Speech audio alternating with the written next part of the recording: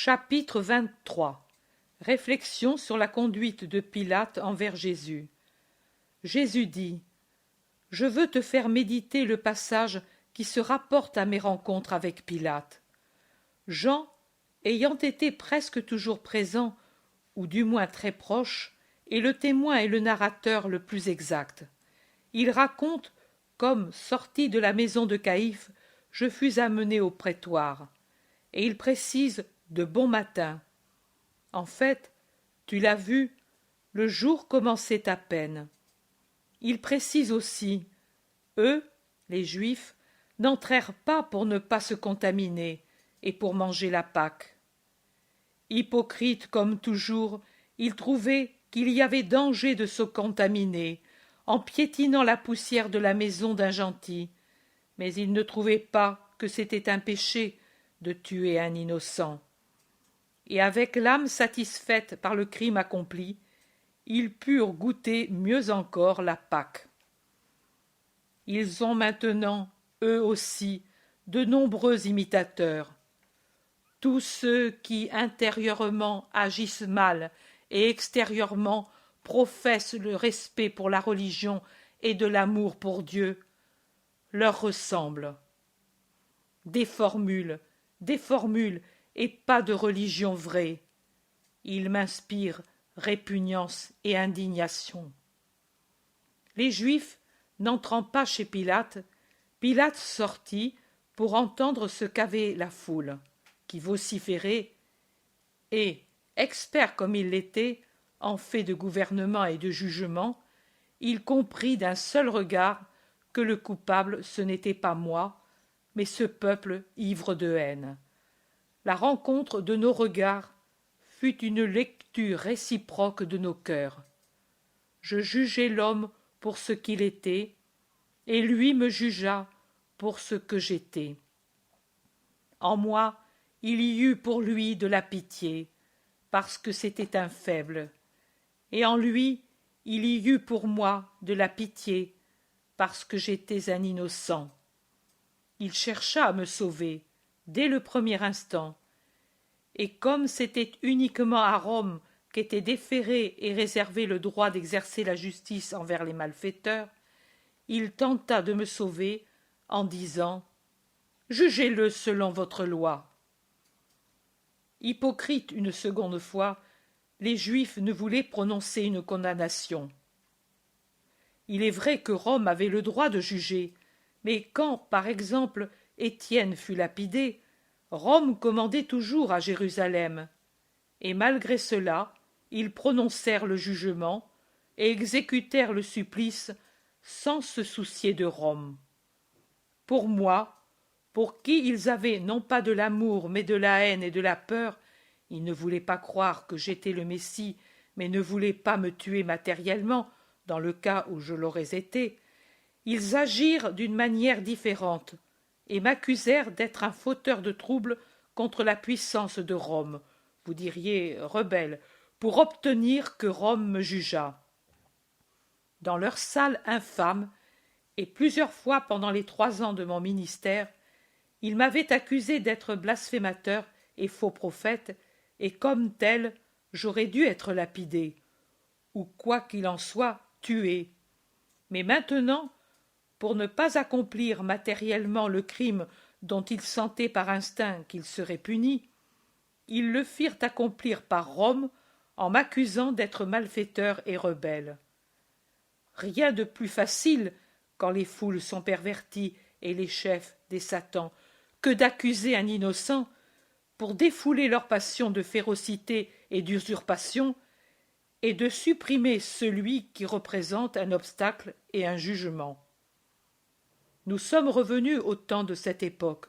Le monde, de temps en temps, toujours après une incubation d'idées perverses, explose en ces manifestations de perversité. Comme si elle était tout en état de gestation, la foule, après avoir nourri dans son sein son monstre avec des doctrines de fauve, le met au jour pour qu'il dévore d'abord les meilleurs, et puis se dévore elle-même.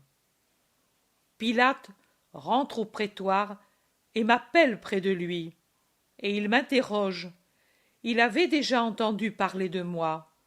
Parmi ces centurions, il y en avait certains qui répétaient mon nom avec un amour reconnaissant, avec les larmes aux yeux et le sourire au cœur, et parlaient de moi comme d'un bienfaiteur.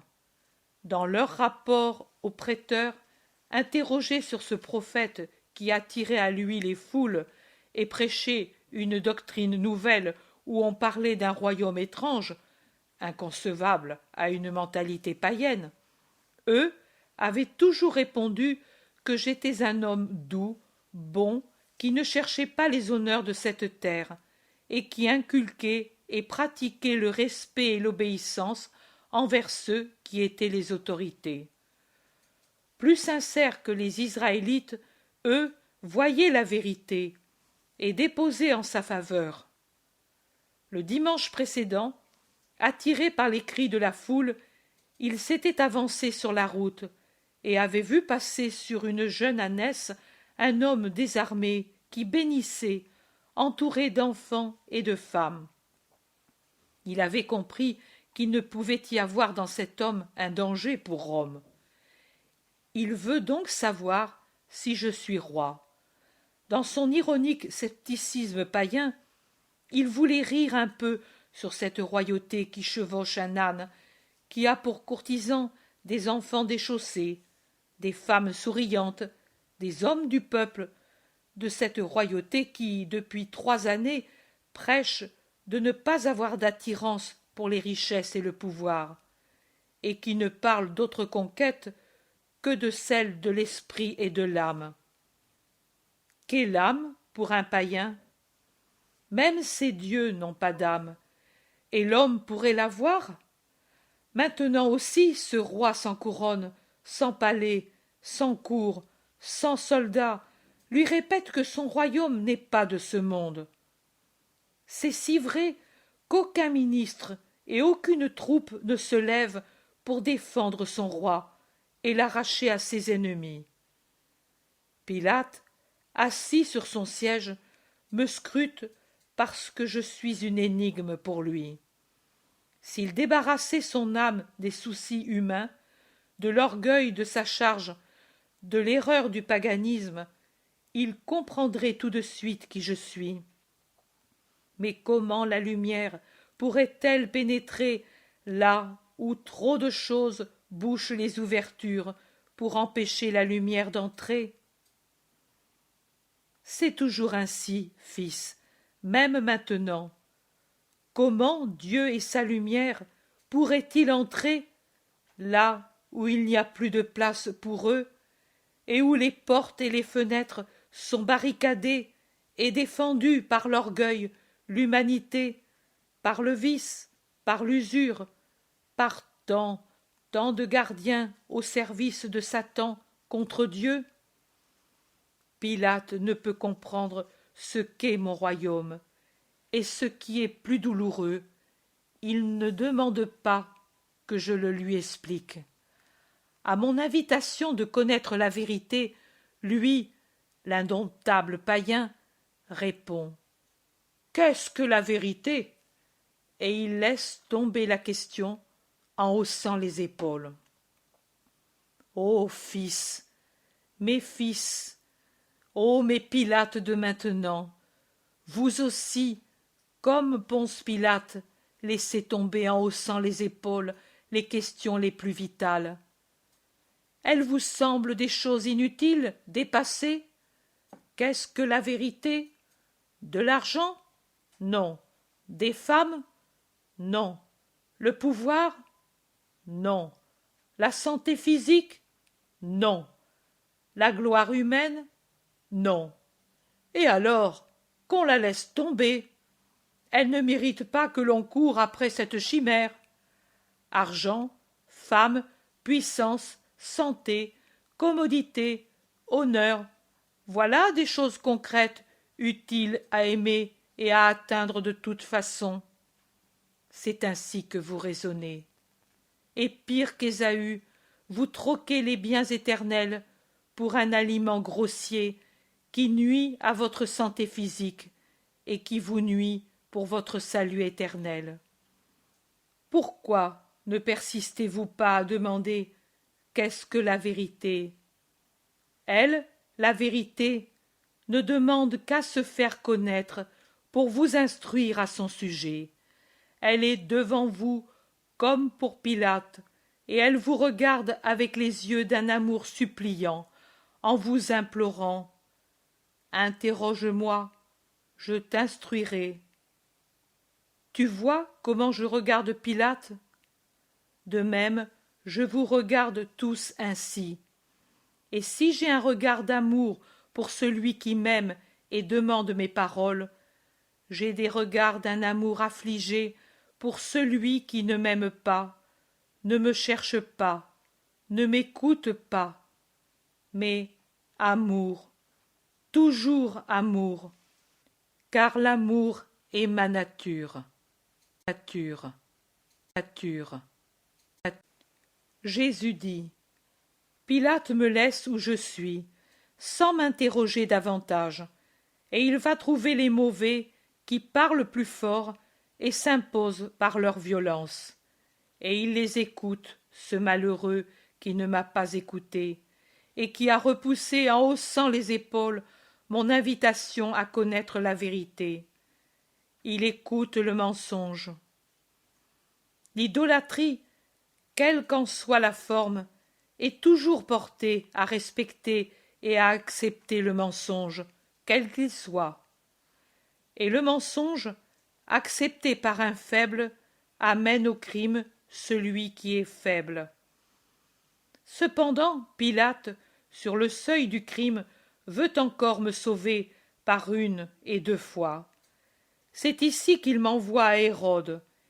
Il sait bien que le roi rusé, qui louvoie entre Rome et son peuple, agira de manière à ne pas blesser Rome et à ne pas heurter le peuple juif. Mais comme tous les faibles, il recule de quelques heures la décision qu'il ne se sent pas en mesure de prendre, espérant que l'émeute se calme. Je vous l'ai dit, que votre langage soit oui, oui, non, non. Mais lui ne l'a pas entendu. Ou si quelqu'un le lui a répété, il a haussé les épaules, comme d'habitude. Pour triompher dans le monde, pour avoir honneur et profit, il faut savoir faire un non d'un oui ou un oui d'un non, selon que le bon sens, lit le sens humain, le conseille. Combien de Pilates a le XXe siècle? Où sont les héros du christianisme qui disaient oui constamment, oui à la vérité et pour la vérité, et non constamment non pour le mensonge? Où sont les héros qui savent affronter le danger et les événements avec la force de l'acier et avec une sereine promptitude et sans atermoiement? Car le bien, il faut l'accomplir tout de suite et fuir tout de suite le mal sans mais et sans si. À mon retour de chez Hérode, voici une nouvelle transaction de Pilate, la flagellation. Et qu'espérait-il? Ne savait-il pas que la foule est le fauve qui, quand il commence à avoir le sang, devient plus féroce? Mais je devais être brisé pour expier vos péchés de la chair. Et je fus brisé. Pas une partie de mon corps qui n'ait pas été frappée. Je suis l'homme dont parle Isaïe, et au supplice commandé s'ajoute celui non commandé, mais créé par la cruauté humaine des épines. Vous le voyez, homme, votre sauveur, votre roi, couronné de douleurs pour vous libérer la tête de tant de fautes qui y fermentent? Réfléchissez-vous à la douleur qu'a subie ma tête innocente pour expier pour vous, pour vos péchés toujours plus atroces de pensées qui se transforment en actes? Vous qui vous offensez, même quand il n'y a pas de motif de le faire.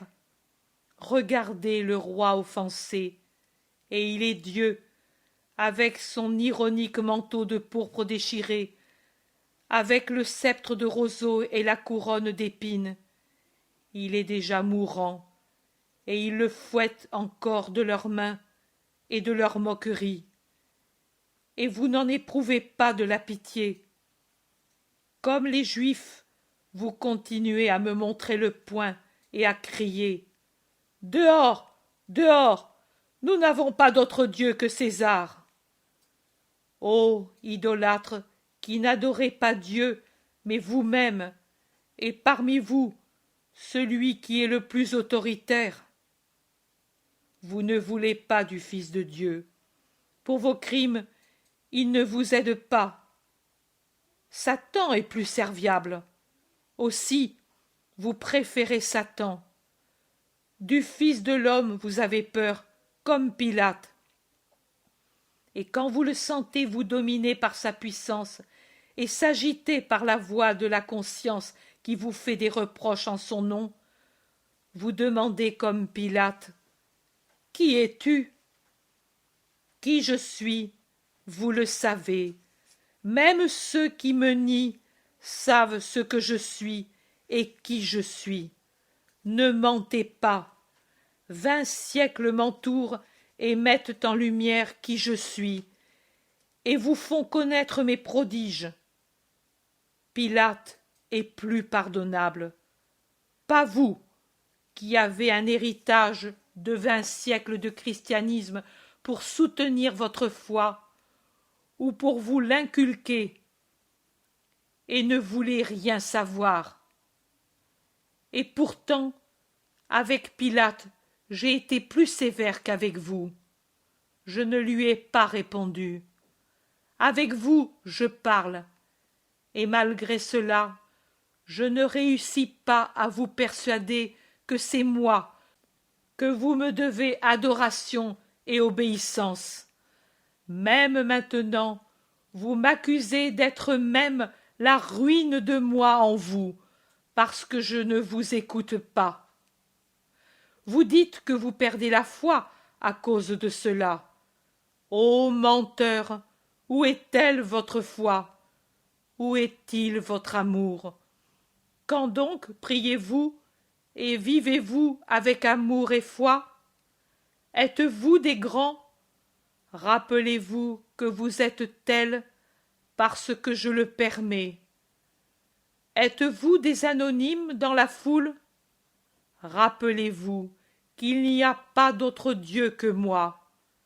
Personne n'est plus que moi et avant moi.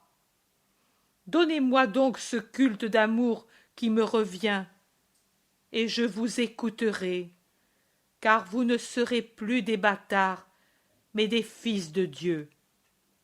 Et voilà la dernière tentative de Pilate pour me sauver la vie, en admettant qu'il pût la sauver après l'impitoyable et illimitée flagellation.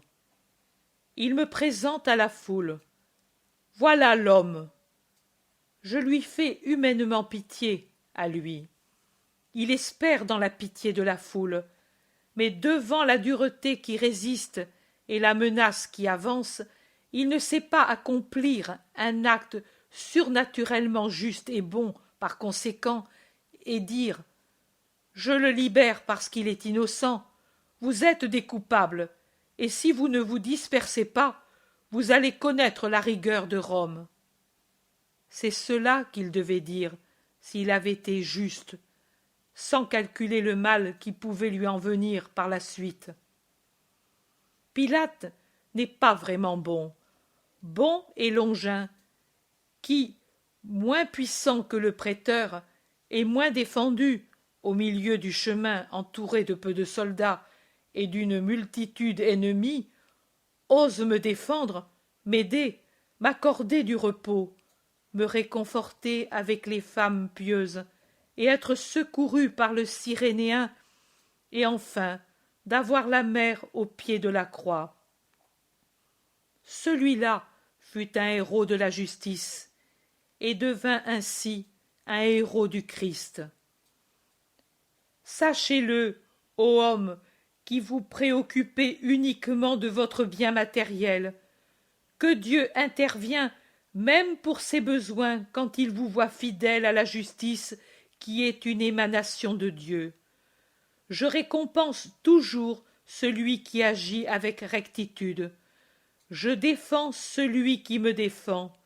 Je l'aime et le secours. Je suis toujours celui qui a dit « Qui donnera un calice d'eau en mon nom aura sa récompense. À qui me donne de l'amour, ô qui désaltère mes lèvres de martyr divin, je me donne moi-même, et donc protection et bénédiction.